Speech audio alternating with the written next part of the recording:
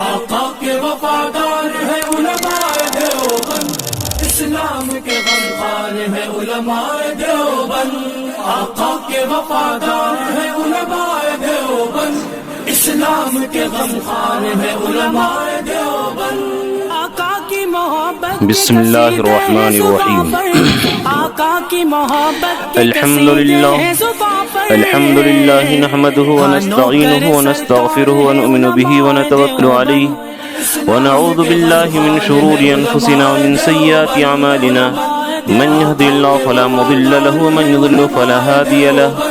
ونشهد ان لا اله الا الله وحده لا شريك له، ونشهد ان سيدنا مولانا محمدا عبده ورسوله الذي ارسله بالحق بشيرا ونذيرا وداعيا الى الله باذنه وسراجا منيرا، اما بعد فاعوذ بالله من الشيطان الرجيم، بسم الله الرحمن الرحيم۔ يا بني آدم قد أنزلنا عليكم لباسا يواري سواتكم وريشا ولباس التقوى ذلك خير۔ وعن ابي هريرة رضي الله تعالى عنه قال قال رسول الله صلى الله عليه وسلم ما اسفل من الازار من الكعبين ففي النار، او كما قال عليه الصلاة والسلام، رواه البخاري والمسلم۔ صدق الله العظيم وصدق رسوله النبي الكريم، ونحن على ذلك لمن الشاهدين والشاكرين، والحمد لله رب العالمين۔ پچھلے ہفتہ 8 ہفتہ تک لعنت کا تذکرہ کیا گیا۔ لعنت کے تذکرہ میں ان لوگوں کو بھی شامل کیا گیا، ربا کاسیات عاریات، کہ جو لوگ تنگ لباس، خاص کر کے عورتوں کے بارے میں، کہ جو عورتیں ننگی لباس پہنتی ہیں ان کے اوپر لعنت ہے، یعنی ایسی عورتوں پر اللہ کی رحمت سے دوری، اللہ کا پھٹکار، اللہ کا غصہ، اللہ کی ناراضگی نازل ہو۔ تو میں نے سمجھا کہ اسی مناسبت سے کہ لباس کا شریعت میں کیا اصول ہے اور قرآن اور حدیث سے کس طرح لباس پہننے کا حکم معلوم ہوتا ہے، اس کے بارے میں آپ کے سامنے روشنی ڈالی جائے، تاکہ اپنے گھر کی عورتوں کو، اپنے بچوں کو، اپنی بیٹی بہنوں کو ہم اس طرح کے لباس پہنا کر کے گنہگار نہ بنیں۔ اس بارے میں بہت سارے لوگ غلط فہمی کے یہ شکار ہو گئے کہ ارے شریعت میں کوئی ایسا طے تھوڑی ہے کہ جو من میں آئے لباس پہن لو۔ یہ خیال بالکل غلط ہے کہ جو من میں آئے وہ لباس پہن لو، اور لباس کا اثر، یہ وہ لوگ بولتے ہیں کہ لباس سے کیا ہے، اصل تو دل کے اندر تقوی ہونا چاہیے۔ یاد رکھیے کہ ظاہر کا اثر باطن کے اوپر بھی پڑتا ہے۔ چنانچہ عمر فاروق رضی اللہ تعالیٰ عنہ ایک مرتبہ بڑا مہنگا جبہ پہن کر کے خطبہ دیے، فوراً گھر آ کر کے نکال دیے اور فرمائے کہ اس کپڑے سے مجھے وحشت معلوم ہوتی ہے، میرے دل کے اندر ایک طرح کی بڑائی محسوس ہوتی ہے، اس کو نہیں پہنے۔ تو یہ کہنا کہ صرف اندر کا ٹھیک ہو، ظاہر کا کیسا ہو، اس سے کوئی فرق نہیں پڑتا۔ ظاہر بات ہے کہ جب اندر سے سیب خراب ہو جاتا ہے تو چھلکے کے اوپر بھی اس کا اثر پڑتا ہے۔ اگر ہمارے لباس کے اندر گڑبڑی ہو، رہن سہن کے اندر گڑبڑی ہو، شریعت کے خلاف ہو، اس کا مطلب یہ ہے کہ ہمارے اندر میں گڑبڑی ہے، جس کا اثر ظاہر کے اوپر بھی ہوتا ہے۔ لوگ کہتے ہیں کہ صرف باطن کو بنا لو، ظاہر کو کرنے کی کوئی ضرورت نہیں ہے۔ اب مثال کے طور پر لوگ مکان بناتے ہیں تو مکان کا ظاہر صرف یہ ہے کہ دیوار اور پیلر کھڑی کر دی جائے، زمین نہ بنائی جائے، اس کے اندر پلاسٹر نہ کی جائے، کوئی ضرورت نہیں ہے۔ لیکن ظاہر بات ہے کہ یہ کافی نہیں ہوتا ہے، بلکہ مکان کے اندر جو ایک روح ہے، اندرونی چیز، اس کو بھی حاصل کیا جاتا ہے، تب وہ مکان رہنے کے قابل ہوتا ہے۔ تو بہرحال آیت کریمہ جو میں نے آپ کے سامنے پڑھی اور حدیث سے جو معلوم ہوتا ہے کہ لباس کے شرعی اصول کیا ہونا چاہیے، لباس کا مقصد کیا ہے، اللہ تعالیٰ فرماتے ہیں یا بنی آدم، اے آدم کی اولاد، قد انزلنا علیکم لباسن، کہ ہم نے تمہارے اوپر لباس اتارا، یعنی یہ لباس جو ہم ٹھنڈا کے، گرمی کے، برسات کے جتنی طرح کے لباس پہن رہے ہیں، سب کے سب کو اللہ نے نازل کیا، سب کو اللہ نے بنایا۔ قد انزلنا علیکم لباسن، کہ ہم نے تمہارے اوپر لباس اتارا۔ یہ لباس کیوں اتارا، کیا مقصد ہے؟ تو آگے اللہ تعالیٰ اس کا مقصد قرآن میں بیان کرتے ہیں، یواری سوآتکم، یہ لباس ہم نے اس لیے اتارا تاکہ تمہارے شرمگاہوں کو ڈھانپے، تمہارے شرمگاہوں کو چھپا لے۔ تمہارے جو ستر ہیں، یعنی عورت کا جو ستر ہے پورا چہرہ، یہ چہرہ اور ہتھیلی اور دونوں قدم چھوڑ کر کے عورت کا پورا بدن، یہاں تک کہ اس کا بال، اور مرد کا ناف سے لے کر کے گھٹنا تک، یہ جو ستر عورت ہیں، ان تمام ستر عورت کو چھپائے، اور تمام جو بدن مستور رہنا چاہیے، جو چھپی رہنی چاہیے، اس کو ڈھانپے۔ تو لباس نازل کرنے کا پہلا مقصد اللہ تعالیٰ بیان کر رہے ہیں، یواری سوآتکم، جو تمہارے شرم کی چیزوں کو ڈھانپ لے، تمہارے شرم کی چیزوں کو چھپا لے۔ اب اس کے اندر کئی چیز آتی ہے، اسی لیے اللہ کے رسول فرمائے ربا کاسیاتن عاریاتن، کہ دنیا کے اندر بہت ساری عورتیں قیامت کے قریب لباس پہنیں گی لیکن وہ ننگی ہوں گی، کپڑا پہننے کے باوجود اللہ اور رسول کے نگاہ میں وہ ننگی ہے۔ اب جیسے کہ عورت کا پورا بدن چھپانا یہ فرض ہے، یہاں تک کہ عورت کا عورت کے سامنے بھی جو اعضا چھپانا ہے وہ کھولنا جائز نہیں ہے۔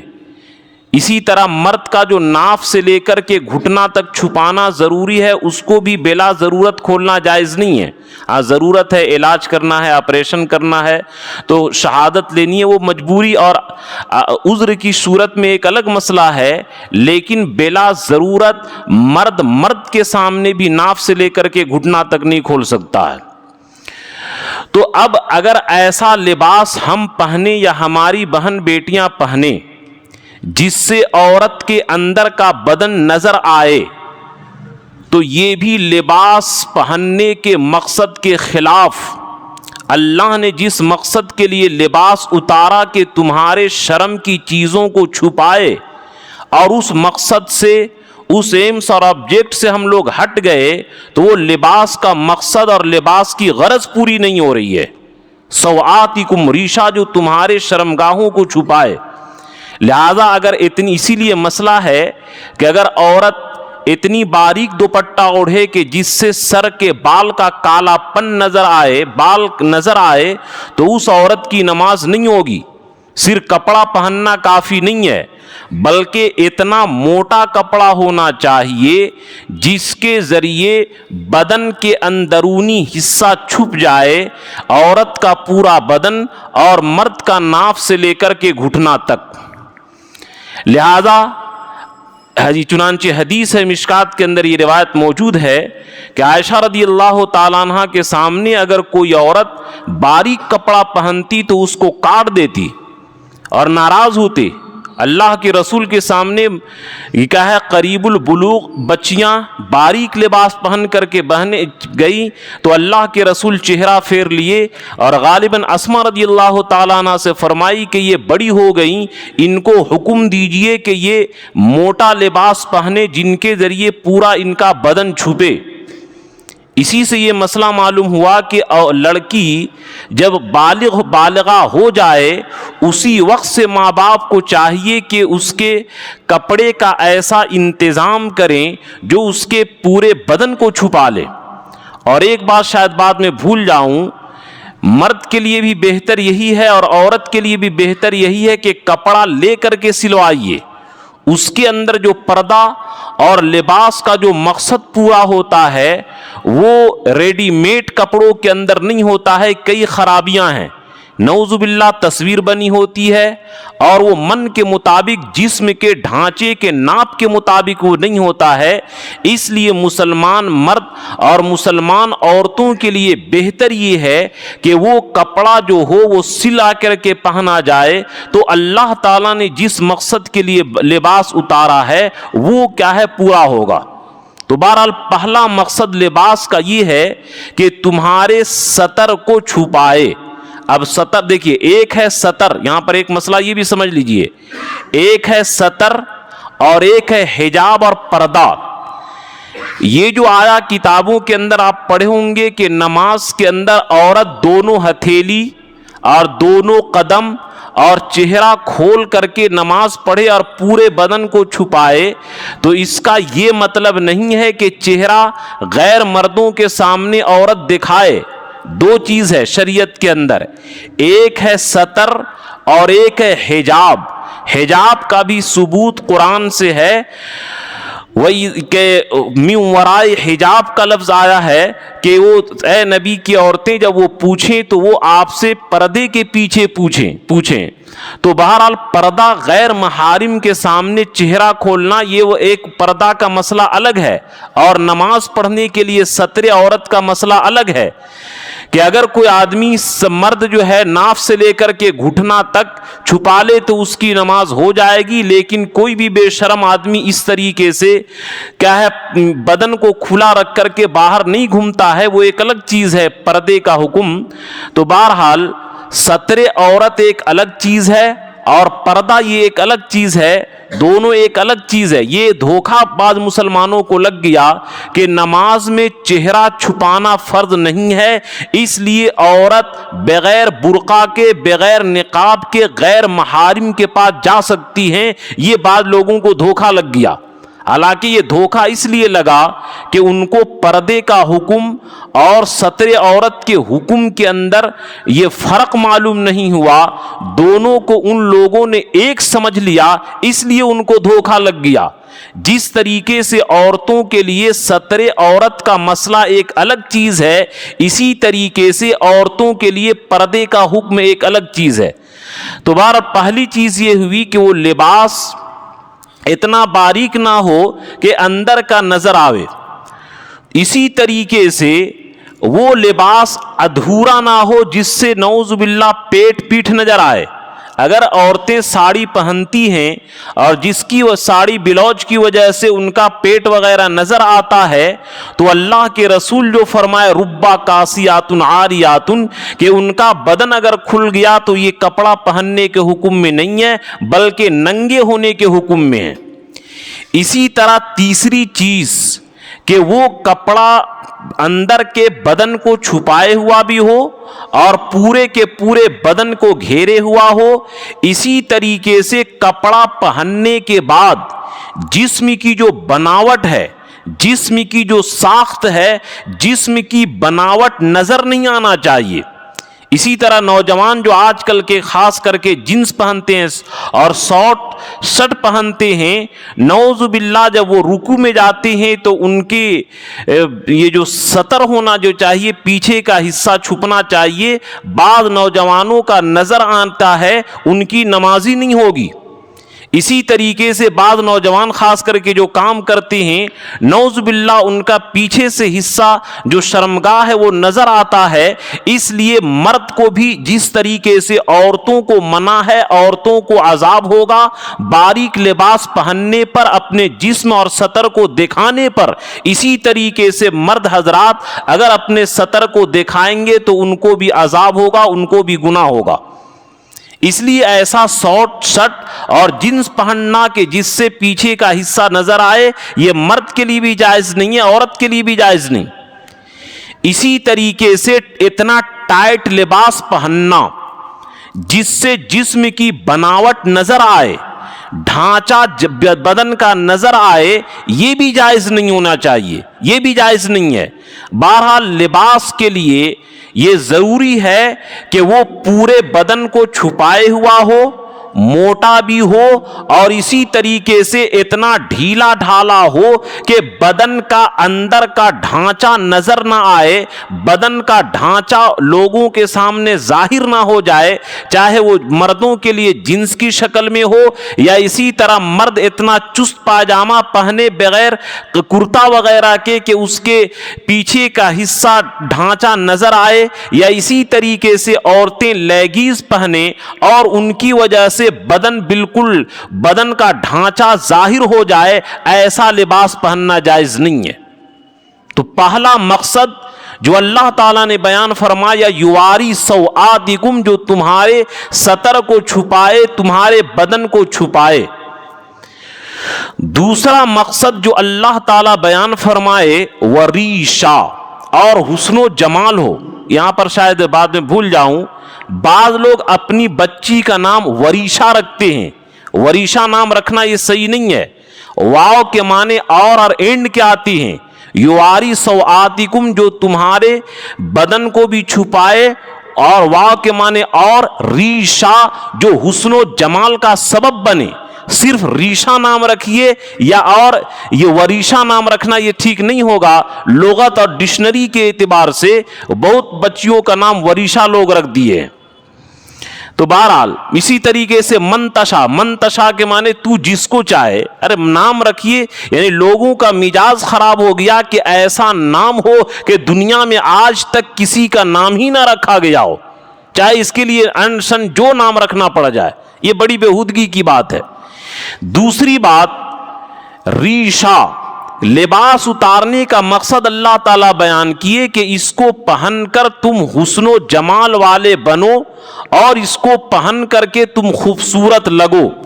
لہذا ایسا لباس پہننا چاہے مرد ہو یا عورت کہ نعوذ باللہ ایک آستین یہاں تک اور ایک باہر، یا ایک آستین یہاں تک، ایک گھٹنے تک پائجامہ اور دوسرے ٹخنے تک، یعنی ایسا لباس پہننا جس سے جوکر کا شکل بن جائے اور جس سے بھدا پن ہو جائے، یہ بھی صحیح نہیں ہے۔ بلکہ ایسا لباس ہو جو کہا ہے، چنانچہ آپ دعا بھی پڑھتے ہیں نیا کپڑا پہننے کے وقت میں، الحمدللہ الذی کسانی مأواری بہی عورتی واتجمل بہی فی حیاتی، کہ اللہ کی شکر ادا کرتا ہوں اس کپڑا، اے اللہ آپ نے کپڑا پہنایا جس کے ذریعے میں اپنے ستر کو چھپاتا ہوں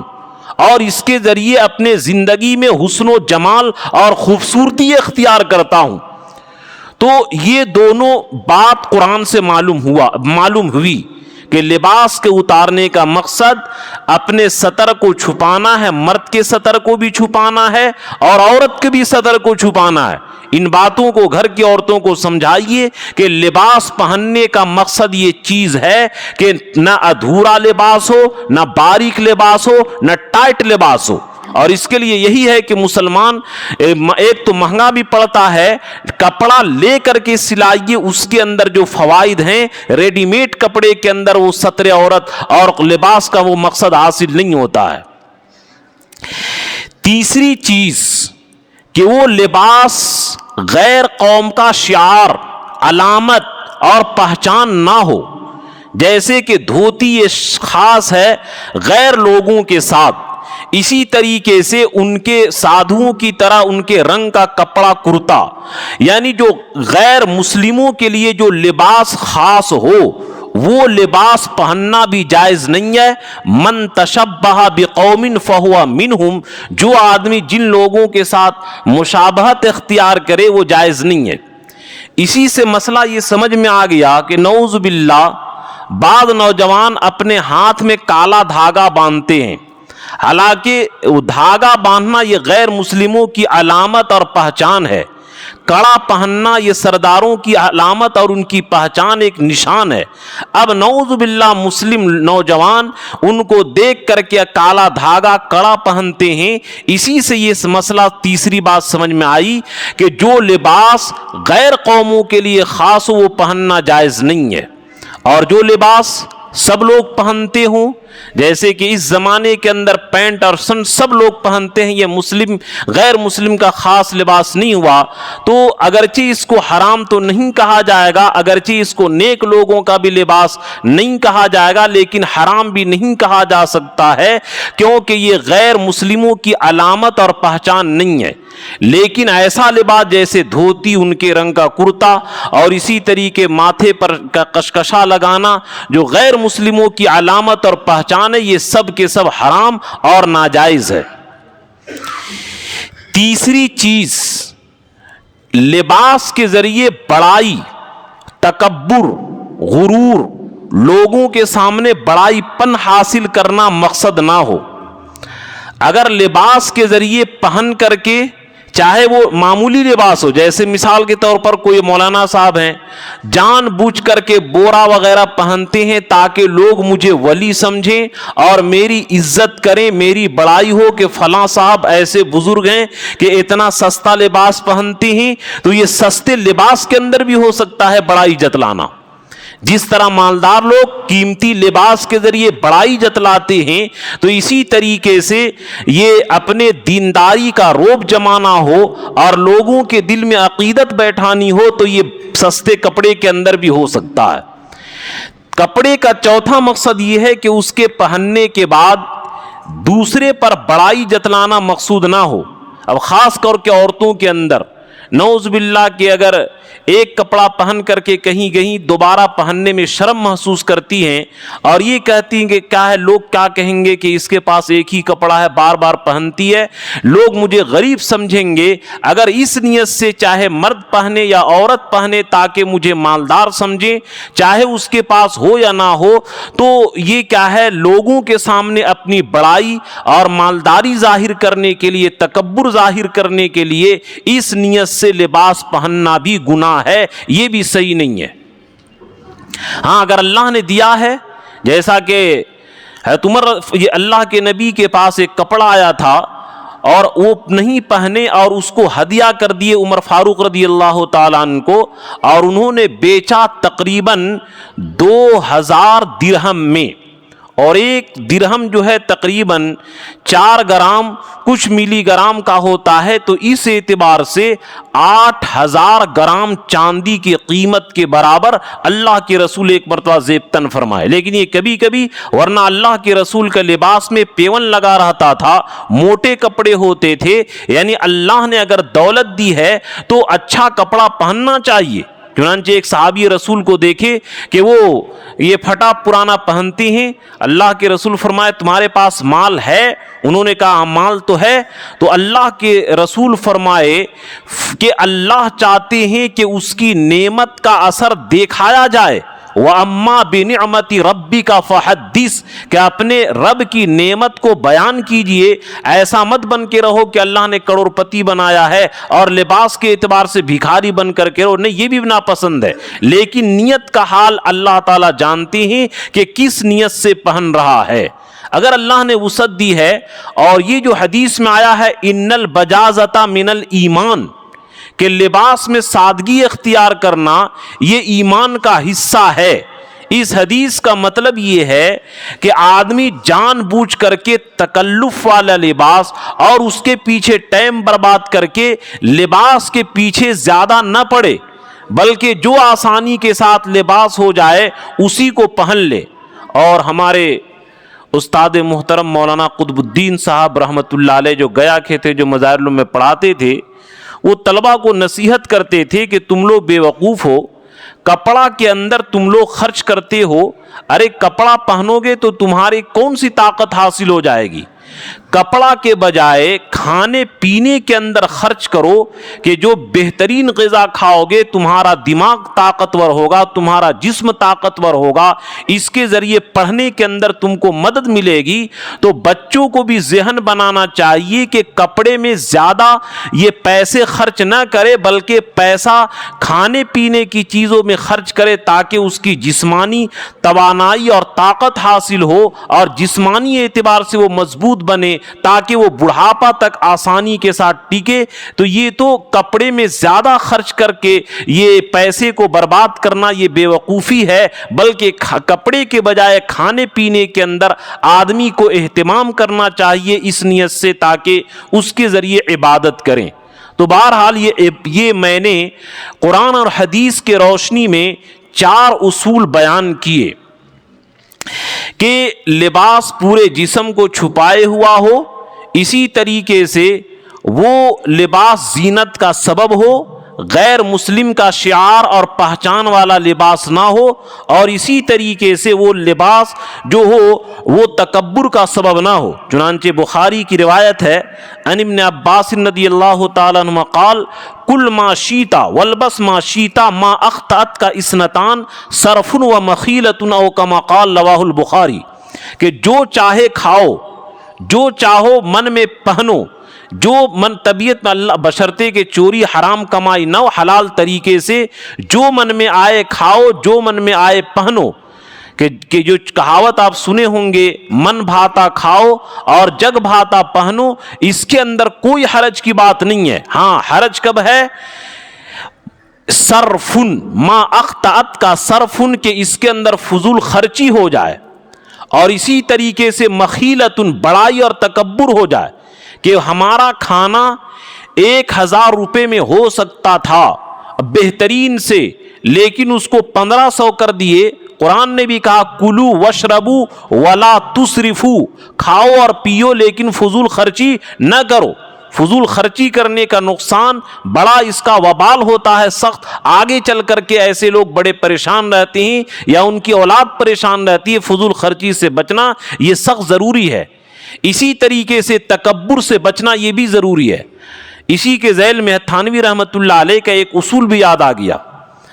تھانوی رحمۃ اللہ علیہ فرمائے کہ کسی نے ان سے پوچھا مکان کے بارے میں، کسی مرید نے، کہ حضرت کیسا مکان بنائے کہ ہم پکڑ میں نہیں آئیں گے؟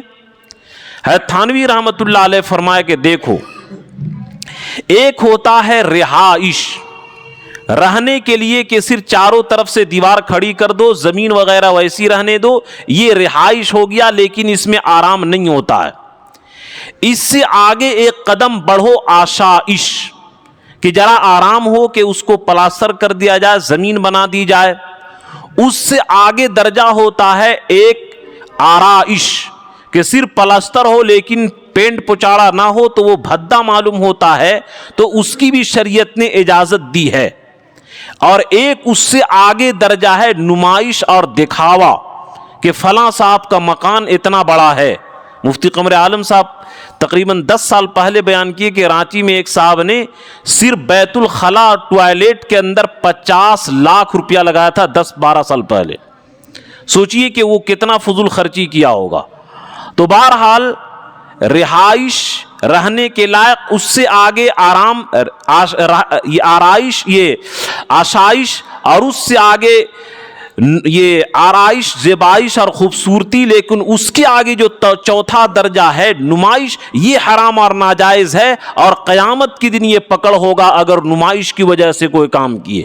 اسی طرح یہ چیز کہ اگر کپڑا ہو تو ایک مطلق کپڑا پہن لینا، لیکن ذرا گرمی ہے تو گرمی والا کپڑا کہ گرمی میں آرام دے، اسی طریقے سے ٹھنڈا میں آرام دے، اسی طریقے سے تھوڑا سا خوبصورت لگے تو اس کے لیے یہ کر لیا. لیکن اگر چوتھا درجہ شامل ہو گیا نمائش، تاکہ لوگ کہیں کہ سب جتنے بھی پارٹی میں لوگ آئے تھے سب سے بہترین کپڑا ان کا تھا، اور لوگ میرے کپڑے کی تعریف کریں، میری بڑائی کریں، میرا ایک مقام اور مرتبہ لوگوں کو اندر حاصل ہو جائے، لوگ مجھ کو VIP کیٹیگری کے اندر لوگ شامل کریں، اس نیت سے اگر پہنتا ہو تو یہ حرام اور ناجائز اور قیامت کے دن عذاب کا سبب ہوگا. تو بہرحال اب یہ اصول آپ کے سامنے آ گئے. اب کپڑے کے بارے میں کچھ چند باتیں کہ جس طریقے سے یہ ایسا لباس پہننا جو بدن نظر آئے یہ گناہ ہے. اسی طرح مرد حضرات ٹخنے سے نیچے چاہے پائجامہ ہو، لنگی ہو، پینٹ ہو، جنس ہو، جو بھی چیز ہو، چنانچہ بخاری کی روایت ہے ما اسفل من الازار من الکعبین فی النار، کہ جو آدمی ٹخنا سے نیچے پہنتا ہو، جو بھی نیچے لٹکائے، تو اللہ کے رسول فرمائے کہ ایسا پہننے والا جہنم میں جائے گا۔ بالکل صحیح روایت، اس کے اندر کسی طرح کا ضعف نہیں ہے۔ اس لیے میرے دوستو یہ بڑی بے وقوفی کی بات ہے کہ اللہ کے رسول کی مخالفت کریں، اور اللہ کے رسول، یعنی عجیب ہم لوگوں کا مزاج بن گیا ہے کہ اللہ کے رسول یہ فرمائے کہ پینٹ نیچے پہنو، یہ کیا اوپر پہنو، لیکن انگریزوں کی پیروی میں ہم لوگ نیچے پہنتے تھے، اور اب نعوذ باللہ اتنی زیادہ ترقی ہو گئی کہ لڑکے، نوجوان جوان لڑکے نیکر پہن کر کے گھٹنا سے اوپر گھومتے ہیں۔ انگریزوں کی ایسی پیروی اور غلامی آ گئی مسلمانوں کے اندر کہ بالکل پتہ نہیں کہ رسول کی بات پر عمل کرنے سے ہم مسلمانوں کو شرم کیوں آتی ہے۔ کون سی عزت چلی جائے گی اگر مرد حضرات ٹخنے سے اوپر پائجامہ، پینٹ وغیرہ جب پہنے، تو اس میں کون سی عزت چلی جائے گی؟ بلکہ حضرت مفتی شفیع صاحب رحمۃ اللہ علیہ کتاب لکھے گناہ بے لذت۔ ایک تو گناہ جیسے گانا سن لیا، بدکاری کر لیا، شراب پی لیا، کہ گناہ کیا لیکن مزہ آتا ہے، لیکن ایک ایسا گناہ جس میں کوئی مزہ نہیں آتا ہے، ان میں سے اس گناہ کو بھی شامل کیا ہے ٹخنے کے نیچے مردوں کے لیے لباس پہننا، چاہے وہ لنگی ہو، پیجامہ، جو بھی چیز ہو۔ ہاں عورتوں کے لیے کوئی حرج نہیں، عورتیں نیچے پہنیں گی، جس طریقے سے اللہ کے رسول یہ فرمائے کہ احل الذهب والحریر للاناس من امتی وحرم علی ذکورها، کہ میری امت کے مردوں پر سونا پہننا اور ریشم کا پہننا حرام کیا گیا ہے، اور عورتوں کے لیے جائز قرار دیا گیا ہے کہ عورتیں ریشم کا لباس پہن سکتی ہیں، سونا چاندی پہن سکتی ہیں، اور اسی طریقے سے عورتیں نیچے لباس یہ لٹکا سکتی ہیں، ان کے لیے کوئی حرج کی بات نہیں ہے۔ تو اسی طریقے سے لباس کے اندر اس کا بھی خیال رکھنا چاہیے کہ جو کپڑا مرد یہ نیچے لٹکا کر کے پہنتا ہے وہ حرام ہے اور جہنم میں جائے گا۔ بلکہ مشکات کے اندر ایک روایت نقل کیا ہے کہ پہلی امت کا آدمی ایک تکبر کے بنیاد پر کپڑا نیچے ٹخنے سے لٹکا کر کے پہنا، اللہ تعالیٰ اس کو زمین کے اندر دھنسا دیے اور قیامت تک وہ زمین میں دھنستا چلا جائے گا۔ یہ معمولی گناہ نہیں ہے، پتہ نہیں ہم لوگ اس کو گناہ سمجھتے ہی نہیں ہیں، اللہ کے رسول کے فرمان کی اہمیت سمجھتے ہی نہیں ہیں، کوئی مزہ ہی نہیں ہے اس گناہ کے کرنے میں، اور مفت میں کہ اگر 20 گھنٹہ ہم پینٹ وہ پہنتے ہیں تو 20 گھنٹہ گناہ کے اندر مبتلا ہے۔ جس طریقے سے داڑھی جو آدمی مونتا ہے 24 گھنٹہ گناہ کے اندر مبتلا ہے، اسی طریقے سے جتنا گھنٹہ ایسا لباس جو ٹخنے سے نیچے پہنتا ہے اتنا گھنٹہ عذاب کو بٹور رہا ہے، جمع کر رہا ہے۔ تو بہرحال مردوں کے لیے لباس بھی پہننا حرام، یہ ریشم کا لباس، چنانچہ اللہ کے رسول فرمائے انما یلبس الحریر فی الدنیا من لا خلاق له فی الآخرہ، کہ دنیا کے اندر وہ آدمی ریشم کا لباس پہنتا ہے جس کا آخرت کے اندر کوئی حصہ نہیں ہے۔ اور ایک روایت کے اندر آتا ہے کہ من لبس الحریرہ، کہ جو آدمی ریشم کا لباس پہنے گا مرد دنیا کے اندر، لم یلبسہ فی الآخرہ، اللہ تعالیٰ اس کو جنت میں نہیں پہنائیں گے، یعنی جنت میں روک دیں گے داخلہ کرنے سے، اور کچھ زمانے تک کیا ہے اس کو ریشم کے لباس پہننے کی وجہ سے جہنم کی سزا کاٹنی پڑے گی۔ ہاں 2 وجہ سے، کہ میدان جہاد میں جانا ہے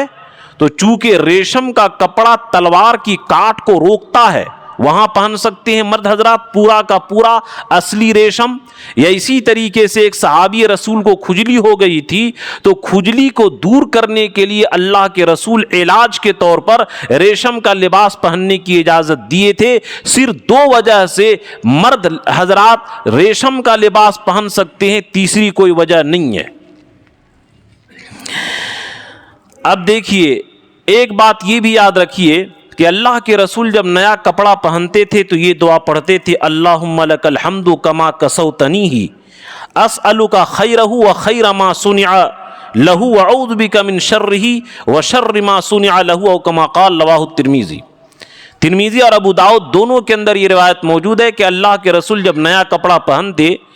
تو اللہ کی تعریف کرتے کہ اے اللہ آپ نے مجھے اس کپڑے کو پہنایا، آپ کی تعریف اور آپ کی بڑائی کرتا ہوں، اور اس کپڑے کے اندر جو خیر اور بھلائی اور نیکی ہے وہ مانگتا ہوں، اور اس کپڑے کے اندر جو شر اور برائی ہے اس سے میں پناہ چاہتا ہوں۔ اگر ہم لوگ عربی میں نہیں پڑھ سکتے ہیں تو کم سے کم نیا کپڑا پہننے کے وقت اردو میں دعا کر لیجئے کہ اے اللہ اس کپڑے کی بھلائی مانگتا ہوں اور اس کپڑے کے شر اور برائی سے میں پناہ چاہتا ہوں۔ اسی طریقے سے ہم لوگ روزانہ کپڑا پہنتے ہیں، اگر ہم لوگ چند باتوں کا اہتمام رکھیں، چنانچہ روایت کھانے کے بارے میں ابو داؤد شریف اور پہننے کے بارے میں ترمذی شریف کے اندر وہ آئی ہے کہ اللہ کے رسول فرمائے کہ جو آدمی کپڑا پہنتا ہے اور یہ دعا پڑھ لیتا الحمدللہ الذی کسانی ھذا الثوب ورزقنیہ من غیر حول منی ولا قوہ، کہ اللہ تمام تعریف اس اللہ کے لیے ہے جس نے مجھے یہ کپڑا پہنایا اور مجھے یہ کپڑا دیا بغیر میرے کسی قوت کے اور بغیر حیلہ کے اور بغیر طاقت کے، یعنی اے اللہ یہ کپڑا آپ کی عطا اور بخشش ہے۔ تو یہ کہنے سے حدیث میں آیا ہے غفر لہ ما تقدم من ذنبی، کہ یہ دعا پڑھ لینے کی وجہ سے اس کے پچھلے سارے گناہ صغیرہ معاف ہو جاتے ہیں۔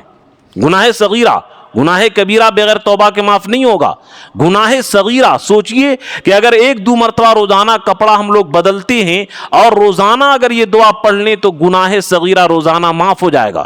اسی طرح کھانے کے بارے میں اللہ کے رسول یہ فرمائے کہ جو آدمی کھانے کے بعد جو دعائیں ہیں وہ تو پڑھتا ہی رہے، لیکن مزید یہ بھی شامل کر لے، ایڈ کر لے الحمدللہ الذی اطعمنا ھذا الطعام ورزقنیہ من غیر حول منی ولا قوہ، کہ تمام تعریف اس اللہ کے لیے ہے جس نے مجھے یہ کھانا کھلایا اور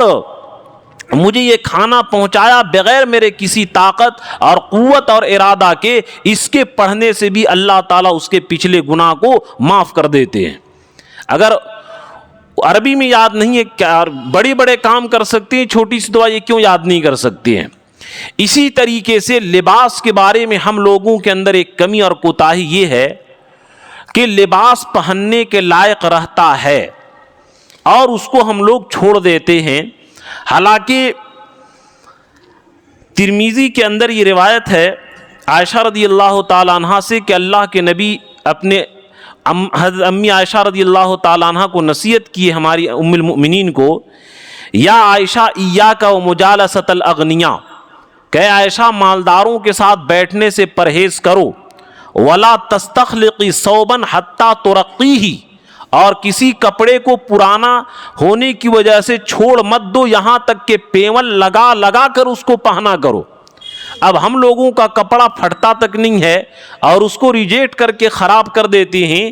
اگر یہ اس کو بیکار مت کیجئے، غریبوں کو کم سے کم صدقہ کر دیجئے۔ چنانچہ امام مالک رحمۃ اللہ علیہ کے بارے میں جو آیا ہے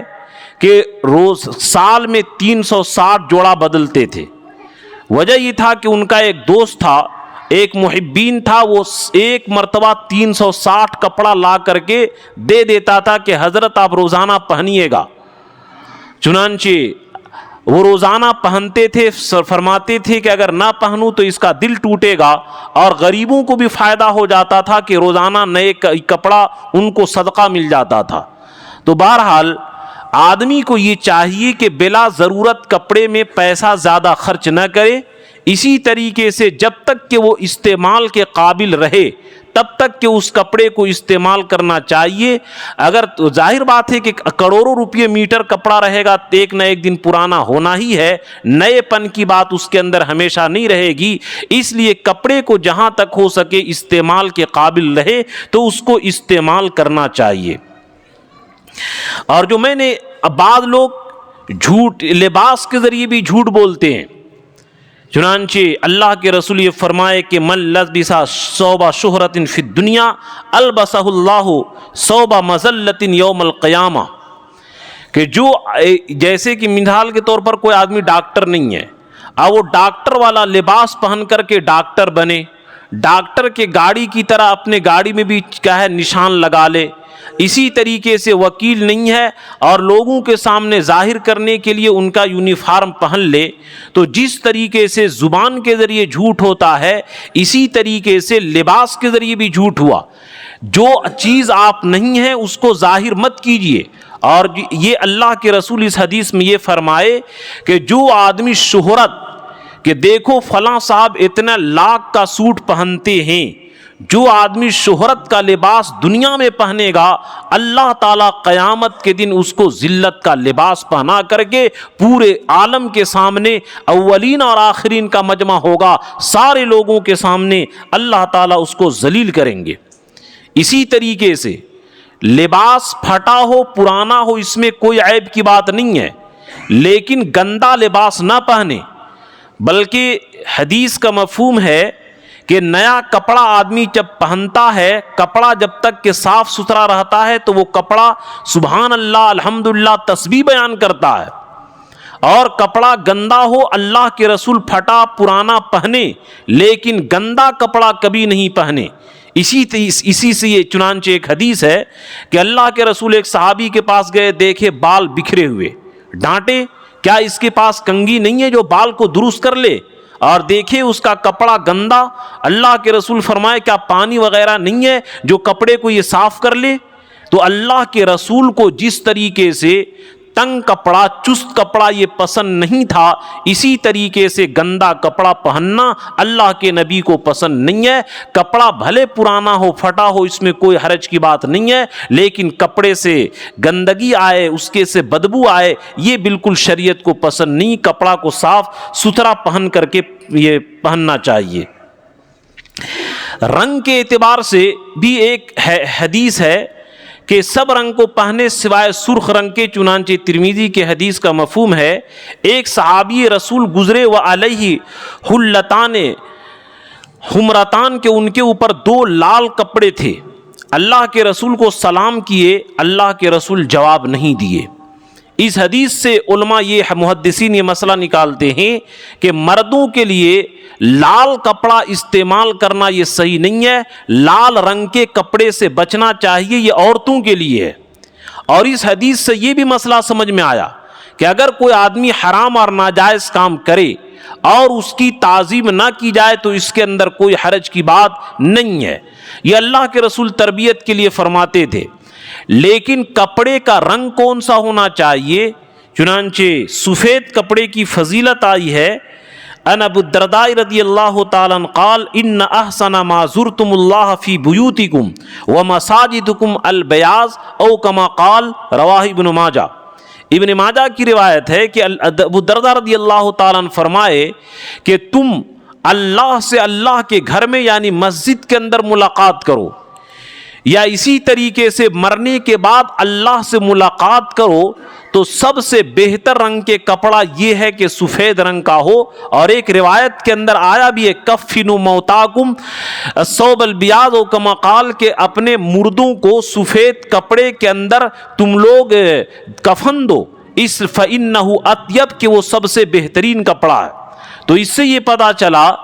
کم سے کم نماز پڑھنے کے وقت میں